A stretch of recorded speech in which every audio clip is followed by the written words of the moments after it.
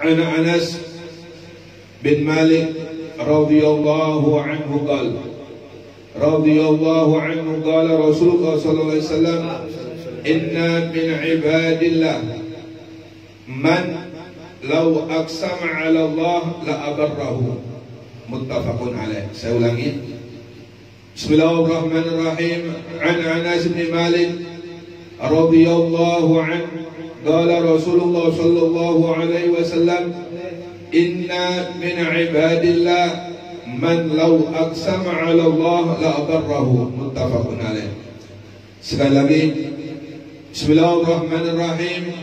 An Anas bin Malik radhiyallahu anhu qala Rasulullah sallallahu alaihi wasallam inna min ibadillah man law aqsama 'ala Allah la abarrahu muttafaqun alaih.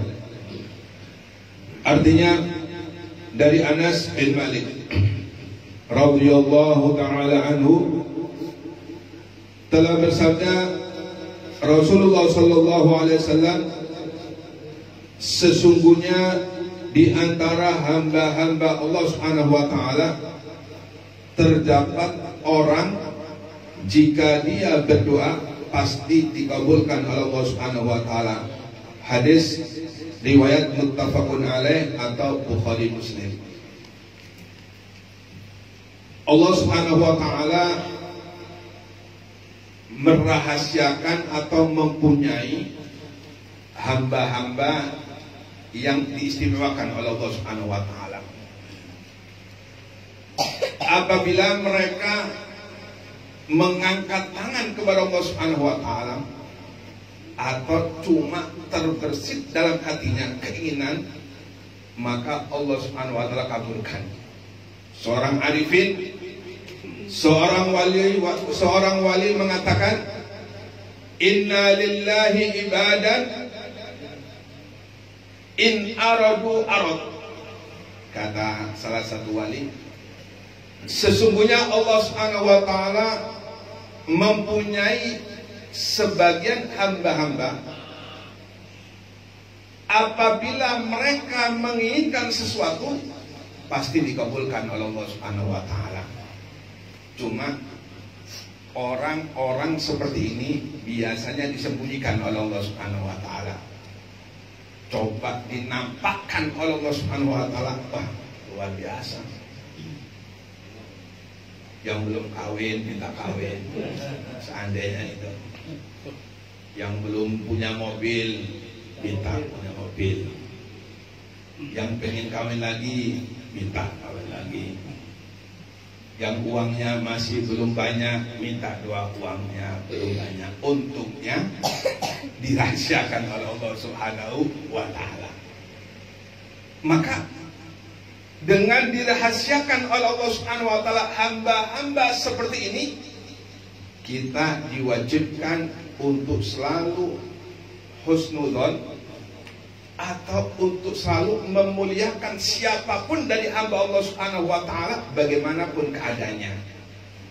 Dikhawatirkan itu termasuk hamba-hamba yang diistimewakan oleh Allah Subhanahu wa taala. Kalau pas kita meremehkan atau menghinakan dari hamba-hamba yang diistimewakan oleh Allah Subhanahu wa taala, kemudian terbersit dalam hatinya ia jengkel dan ia berdoa kepada Allah Subhanahu wa taala, maka pasti dikabulkan oleh Allah Subhanahu wa taala. Pernah Sa'ad bin Muwaqqas Al-Muwaqqas, Sa'ad bin Al-Muwaqqas, beliau pernah difitnah oleh salah seorang, diprovokasi ya, oleh seseorang. Kemudian terdengar dalam dirinya cerita-cerita tersebut, cerita bahwasanya dia ada yang memfitnah atau memprovokasi. Maka tanpa sengaja mulutnya ini mengucapkan, kalau memang dia memfitnah saya, kalau memang dia benar-benar memprovokasi saya, mudah-mudahan dia dipanjangkan umur oleh Allah Subhanahu wa taala dan mudah-mudahan dia diuji dengan fitnah oleh Allah Subhanahu wa taala, yakni diberi keburukan oleh Allah Subhanahu wa taala. Maka orang itu panjang umur sampai tua, cuma sebagaimana doanya Sa'ad Al-Muwaqqas, dia diberi fitnah oleh Allah Subhanahu wa taala berupa berbuat keburukan. Budak-budak tengah jalan digodain. Budak-budak tengah jalan digodain, cewek-cewek digodain. Padahal sudah tua, cuma digodain macam-macam. Sambil mengatakan, saya terkena doanya Sa'ad bin Al-Muwaqqas, kata orang tua tersebut. Nah, ini orang-orang seperti ini bahaya. Makanya kita jangan sampai meremehkan siapapun yang ada dalam yang ada pada yang ada atau yang datang kepada diri kita. Makanya kata Nabi, rubba as'ad madbu'un bil aqwa lau aqsama 'ala Allah abarra. Berapa banyak yang casingnya itu nggak meyakinkan. Kadang-kadang kan kita melihat casingnya bagus, kemudian kita muliakan. Tapi kalau casingnya kurang bagus, kadang-kadang kita agak meremehkan. Padahal yang dilihat oleh Allah Subhanahu wa taala bukan casingnya. Sebagus apapun casing seseorang, katakan meyakinkan, bajunya putih, sarungnya putih, songkoknya putih, kalau hatinya itu hitam pekat, maka nggak ada gunanya di sisi Allah Subhanahu wa taala. Pernah suatu ketika terjadi, ada di satu pedalaman. Ketika itu di pedalaman ada seorang meninggal. Bingung, namanya orang pedalaman, kurang begitu mengenal tentang agama. Ketika ada orang meninggal, maka sorong-sorongan cari siapa yang memandikan dan siapa yang mensolati. Kebetulan datang ke kampung tersebut seorang yang meyakinkan, bajunya putih, pakai tasbih, kemudian pakai sarung putih. Maksudnya di sini jangan sampai kita ini meremehkan, baik itu orang berpakaian sunnah Nabi ataupun orang yang tidak berpakaian sunnah Nabi. Nampaknya berandal, tetap kita wajib memuliakan, sebab itu adalah salah satu hamba Allah Subhanahu wa taala yang dimuliakan Allah Subhanahu wa taala. Walaqad karramna bani Adam. Allah Subhanahu wa taala memuliakan manusia. Apapun casingnya manusia, kita tetap wajib diperintahkan untuk memuliakan. Kalau melihat casing ini biasanya banyak ketipu. Datang pada kampung, suatu kampung, di kampung itu sudah biasa ada orang yang rutin memandikan jenazah, mensolati jenazah. Ketika orang kampung melihat seorang yang pakai baju putih, sarung putih, pakai kopiah putih, maka untuk memuliakan atau untuk apa? Padahal kita belum kenal, diperintahkanlah untuk mensolati jenazah. Sudah, Allah Akbar. Kemudian dia ruku, bingung makmumnya. Imamnya ruku ketika mensolati jenazah, maka otomatis orang kampung nggak ngerti, ya ikut aja ruku. Sami Allah Alhamdulillah, ikut juga Sami Allah Alhamdulillah. Sujud, ikut sujud juga. Berdiri rakaat pertama, habis itu rakaat kedua tasyahud awal, tahiyat pertama, berdiri lagi sampai 3 rakaat salam, assalamualaikum warahmatullahi wabarakatuh. Bingung, apalagi yang biasa ngimami di kampung tersebut. Bingung. Wahai Yai, katanya yang biasa ngimami, baru saat ini saya melihat sholat jenazah pakai ruku, pakai sujud, tasyahud awal, kemudian 3 rakaat. 3 rakaat. Apa kata tadi itu yang imami? Wahai hadirin, ketahuilah, Si Majid banyak dosanya. Makanya sholatnya 3 rakaat pakai rokok dan pakai sujud. Maksudnya dari sini kita ini wajib memuliakan siapapun. Ya. Jangan hanya lihat casing, cuma kemudian kita mengabaikan orang-orang yang kayak kumal, atau seakan-akan mereka itu gak ada harganya. Hati-hati, ini dapat justru akan membahayakan diri kita. Dikhawatirkan itu adalah salah satu wali Allah Subhanahu wa ta'ala. Orang doanya mustajabah, atau orang yang doanya dikabulkan oleh Allah Subhanahu wa ta'ala, ini tergantung kebersihan hati seorang. Kalau hati seseorang ini bersih, maka otomatis nyambung dengan Allah Subhanahu wa ta'ala. Ketika nyambung dengan Allah Subhanahu wa ta'ala, maka apapun yang diinginkannya maka pasti dikabulkan oleh Allah Subhanahu wa ta'ala. Ya, jadi hati kita ini, katakan oleh Imam Ghazali, itu seperti kaca. Seperti kaca. Sedangkan Lauhul Mahfuz juga seperti kaca. Hati kita seperti kaca, Lauhul Mahfuz juga seperti kaca.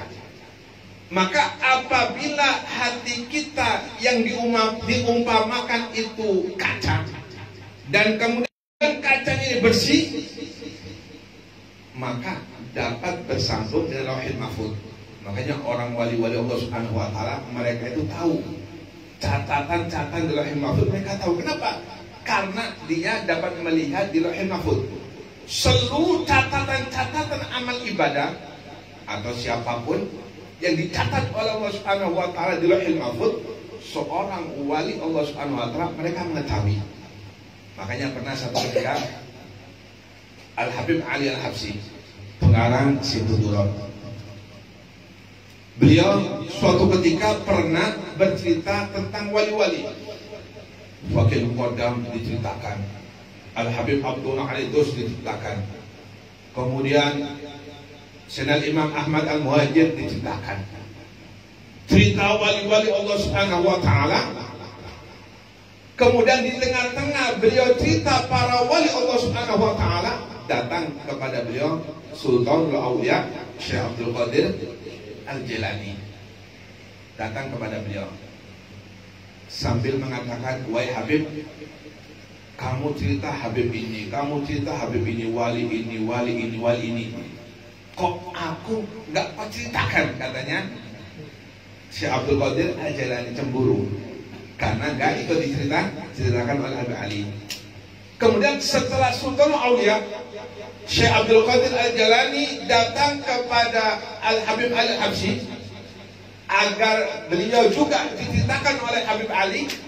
Gak lama datang seorang wali perempuan, waliyah, sultanah, datang kepada Ali. "Wahai Habib, kamu cerita wali ini, kamu cerita wali ini, kamu cerita wali itu, Habib ini semuanya laki-laki. Mana wali perempuan yang kau ceritakan? Kok gak ada?" Katanya wali perempuan tersebut. Maka setelah datang oleh orang dua ini, satunya laki-laki yaitu Syekh Abdul Qadir Al-Jilani, satunya seorang perempuan waliyah sultana. Maka Habib Ali menceritakan dua wali ini, perempuan dengan laki-laki. Habib Ali mengatakan, dulu katanya Habib Ali, ketika Sultanul Aulia Syekh Abdul Qadir Al-Jilani tawaf, beliau sempat dibingungkan oleh seorang perempuan yang tawaf dengan memakai kaki satu. Jalan memakai kaki satu, tawaf muteri Ka'bah cuma memakai kaki satu. Syekh Abdul Qadir Al-Jilani bingung, ini kok ada orang perempuan berjalan memakai kaki satu. Maka Sultanul Aulia Syekh Abdul Qadir Al-Jilani ini melihat di Lauhul Mahfuz, dicari, kok nggak ada di Lauhul Mahfuz perempuan ini kan? Dicari catatan-catatan Allah Subhanahu wa ta'ala, nggak ada perempuan ini yang berjalan atau tawaf dengan memakai kaki satu. di dalam kebingungannya Syekh Abdul Qadir Jilani, maka perempuan ini atau wali perempuan ini ngomong sama Syekh Abdul Qadir Jilani, wahai Syekh, kamu bingung ya? Kamu mencari catatanku dari Mahfud. Langsung terkejut Syekh Abdul Qadir Jilani. Iya wahai Fulana, siapa kamu ini? Aku bingung dengan dirimu. Aku cari dari Mahfud, cuma gak ada. Siapa kamu ini? Tawaf dengan memakai kaki satu. Kata si perempuan ini, waliya perempuan ini, weh Syekh, engkau cari dari Mahfud gak bakal kau temukan catatanku. Sebab engkau masih di bawahku, katanya perempuan ini. Derajatnya di bawahnya perempuan ini. Jadi seorang wali tidak bakal mampu melihat derajat orang yang di atasnya. Yang di bawahnya baru tahu. Syekh Abdul Qadir Jilani ketika mencari catatan perempuan ini gak dapatkan. Kenapa? Karena makomnya lebih tinggi dari Sultan Aulia Syekh Abdul Qadir Al-Jilani. Nah, inilah mereka mendapatkan titel yang cukup tinggi si Allah Subhanahu wa taala. Mereka mendapatkan kedudukan yang tinggi si Allah Subhanahu wa taala. Ini tergantung seberapa kebersihan hati seseorang. Hati kalau bersih, maka inilah hati yang selalu sambung dengan Allah Subhanahu wa taala. Hati